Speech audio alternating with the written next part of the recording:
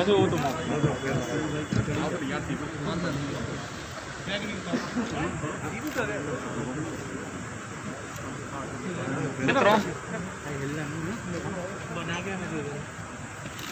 100 वर्षों की सबसे बड़ी महामारी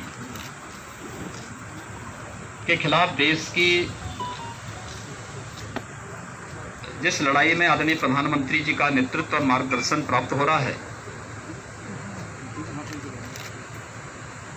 देश की सबसे बड़ी आबादी का राज्य उत्तर प्रदेश अपने जनप्रतिनिधियों, प्रशासनिक team, health workers, corona warriors और जनता जनार्दन के सहयोग से मजबूती से इस लड़ाई को लड़ रही है और उसके परिणाम भी हमारे सामने आ रहे हैं।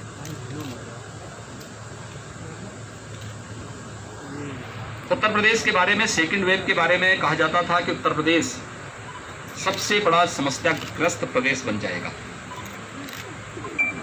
और 25 अप्रैल से लेकर के 10 मई के बीच उत्तर प्रदेश में 1 लाख केस प्रतिदिन आएंगे।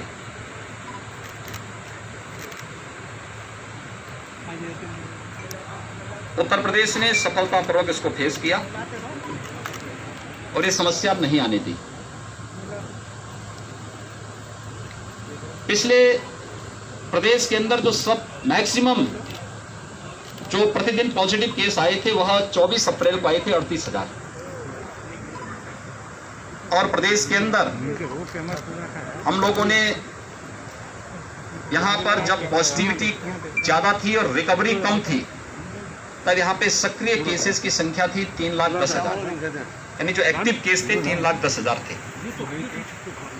आज प्रदेश के अंदर जो पॉजिटिव केस आए हैं वह 38,000 से घट करके अब ये 4,800 तक आ गए हैं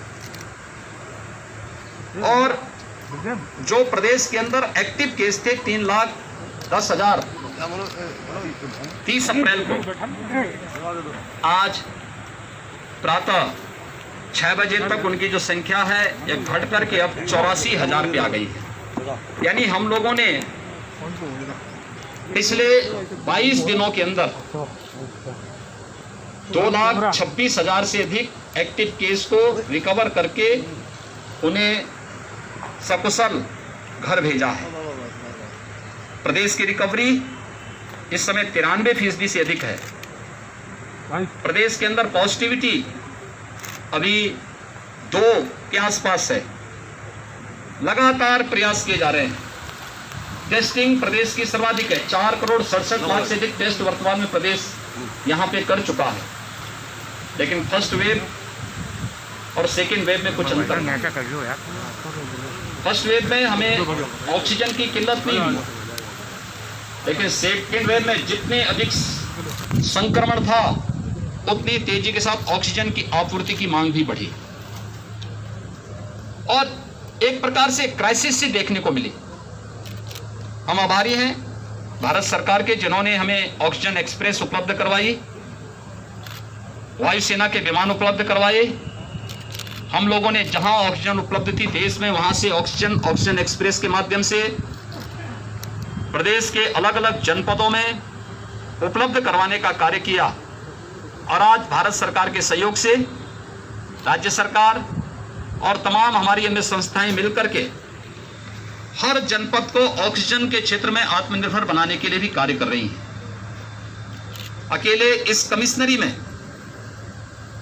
15 नए ऑक्सीजन प्लांट लग रहे हैं। झांसी में 6 ऑक्सीजन प्लांट अकेले झांसी में लग रहे हैं, लेकिन हमने थर्ड वेव की भी तैयारी की है। थर्ड वेव के लिए अभी से हर मेडिकल कॉलेज में पीडियाट्रिक आईसीयू के निर्माण की कार्रवाई हमारी प्रारंभ हो चुकी है, हर डिस्ट्रिक्ट हॉस्पिटल में भी। इसके अलावा ग्रामीण क्षेत्र में सीएससीज में भी हम इसको फोकस कर रहे हैं। दूर दराज के लोगों को इस नाना पर बहुत उनको समस्या ना होने पाए, इसके लिए इसको फोकस करते हुए अभी से इस अभियान को हम लोगों ने लिया है और इसीलिए मैं बुंदेलखंड के प्रवास पे आया हूं। बुंदेलखंड में भी मैंने झांसी, ललितपुर और जालौन की समीक्षा बैठक ली है। टीम ने यहां पर अच्छा करने का प्रयास किया है और उसमें पूरी टीम मिलकर के इस अभियान को आगे बढ़ा रही है। उसके परिणाम भी सामने आए हैं। जो पॉजिटिविटी रेट यहाँ पर थी उसमें काफ़ी गिरावट आई है, रिकवरी तेजी के साथ यहाँ पर बढ़ी है। यानी अगर आप देखेंगे कि यहाँ पे रिकवरी का जो रेट है वह काफ़ी ज़्यादा है, और उसका परिणाम है कि अब जो एक्टिव केस हैं इस पूरी कमिश्नरी में वे काफ़ी कम हो गए हैं। निगरानी समितियों ने इस दिशा में बेहतर प्रयास किया है। Door to door survey, screening, लक्षण युक्त व्यक्ति को मेडिसिन किट उपलब्ध कराना और आरआरटी की टीम वहां जाकर के 24 घंटे के अंदर टेस्ट कर सके। टेस्टिंग की क्षमता उत्तर प्रदेश ने बढ़ाई है। आज हमारे यहां उत्तर प्रदेश में 3,17,000 टेस्ट हुए हैं, यानी अब तक का रिकॉर्ड टेस्ट है ये। जब कोविड का पहला पेशेंट आया था उत्तर प्रदेश में पिछले वर्ष मार्च 2020 में, तब उत्तर प्रदेश में एक भी टेस्ट नहीं होता था। आज हम एक दिन में 3,17,000 टेस्ट करने की क्षमता विकसित कर चुके हैं। कोविड के बेड्स बढ़ाए जा रहे हैं। हर एक स्तर पर एक नए प्रयास हुए हैं। हमारा प्रयास है, एक एक व्यक्ति का जीवन अमूल्य है, उसको बचाना है, और साथ साथ हर व्यक्ति की जीविका को भी बचाना है। हमने इसके लिए कोविड कर्फ्यू लगाया है। कोरोना कर्फ्यू सामान्य जनजीवन प्रभावित हुए बगैर हमारी कोविड संक्रमण की चेन को तोड़ने की जो नीति है उसको हम सफलतापूर्वक आगे बढ़ा रहे हैं। और कोरोना कर्फ्यू को इसलिए 31 मई तक सुबह 7 बजे तक हम लोगों ने बढ़ाया है। इसमें हमारी आवश्यक सेवाएं चल रही हैं, उद्योग हमारे चल रहे हैं, परिवहन निगम की बसें उत्तर प्रदेश के अंदर संचालित हो रही हैं, सब्जी मंडी, फल मंडी, गेहूं क्रय केंद्र, कोटे की दुकान, ये सभी हमारे संचालित हो रहे हैं। लेकिन सब में कोविड प्रोटोकॉल का पालन करने के लिए व्यवस्था दी गई है। हर एक प्रकार से व्यवस्था प्रधानमंत्री जी ने प्रधानमंत्री गरीब कल्याण पैकेज के अंतर्गत मई और जून में हर परिवार को 5 किलो खाद्यान्न पर यूनिट देने की व्यवस्था की। और उत्तर प्रदेश सरकार जून, जुलाई, अगस्त में प्रदेश के अंदर 15 करोड़ लोगों को निःशुल्क खाद्यान्न वितरण करने का कार्य करेगा। 1 जून से हम लोगों ने ये व्यवस्था भी की है कि वैक्सीनेशन का कार्यक्रम भी सफलतापूर्वक आगे बढ़ सके। अब तक हम लोग प्रदेश में 1,62,00,000 लोगों को वैक्सीन दे चुके हैं। 18 से 44 के बीच के जो युवा हैं इनको भी वैक्सीन देने की कार्रवाई युद्ध स्तर पर चल रही है। अब तक हम लोगों ने 18 से 44 के बीच की उम्र के 10 लाख से अधिक लोगों को, युवाओं को वैक्सीन दिया है। अभी तक हमारे कमिश्नरी मुख्यालय और कुल 23 जनपद हमारे वर्तमान में 18 से 23 उम्र के लोग 18 से 44 वर्ष की उम्र के लोगों के लिए वैक्सीन की कार्रवाई के साथ जुड़े थे। 1 जून से 75 जनपदों में हम वैक्सीनेशन का कार्यक्रम प्रारंभ करेंगे। मैंने इस संबंध में माननीय जनप्रतिनिधियों से भी उनकी सक्रियता के साथ जो भूमिका अब तक रही है उसी सक्रियता के साथ वैक्सीनेशन के कार्यक्रम को सफल बनाने, जीरो वेस्टेज तक पहुंचाने, हर जनपद में न्यायिक अधिकारियों के लिए और मीडिया के लिए अलग से बूथ बनाने और हर यूथ को इसके लिए प्रेरित करने के लिए स्वयं सभी जनप्रतिनिधियों से आग्रह किया है। और गांव-गांव में भी हम लोगों को प्रेरित कर सकें। कॉमन सर्विस सेंटर के माध्यम से ये वैक्सीनेशन का कार्यक्रम हर ग्राम पंचायत में आगे बढ़ सकें, इस दिशा में भी प्रयास प्रारंभ हो रहे हैं। मुझे विश्वास है कि आप सबके सहयोग से हम सफलतापूर्वक इस सदी की सबसे बड़ी महामारी का मुकाबला करने और उसके अपेक्षित परिणाम लाने में सफल होंगे। आप सबसे ही मेरी अपील है, ये महामारी एक सामान्य फ्लू नहीं है, इस सदी की एक महामारी है। केंद्र और प्रदेश सरकार पूरी ताकत के साथ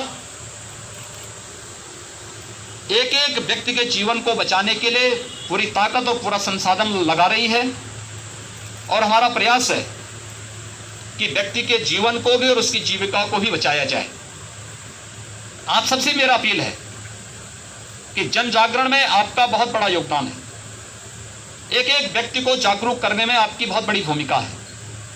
हर व्यक्ति से हम इस बारे में कहें कि जो चीज पहले वेव से ही जिन बातों के लिए अपील की जा रही है कि हाई रिस्क कैटेगरी के लोग घर के बाहर न निकले, 60 साल से ऊपर के लोग, 10 वर्ष से छोटी उम्र के बच्चे, गर्भवती महिलाएं, कमजोर इम्यूनिटी के लोग, एक या एक से अधिक बीमारियों से ग्रसित कोई भी व्यक्ति है, उन्हें अतिरिक्त सावधानी बरतनी पड़ेगी। घर के अंदर रहें, मास्क धारण करें। शेष अन्य लोग अगर आवश्यक नहीं, कोई महत्वपूर्ण कार्य नहीं, तो घर के बाहर न निकले। आवश्यक है तो मास्क लगा करके ही पब्लिक प्लेस पे आए।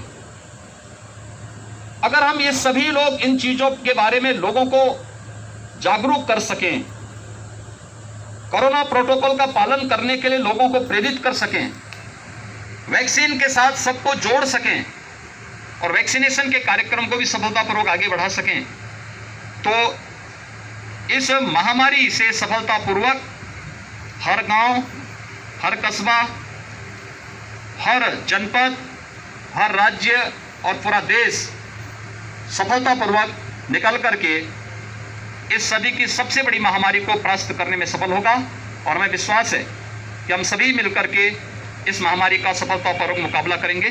धन्यवाद जी।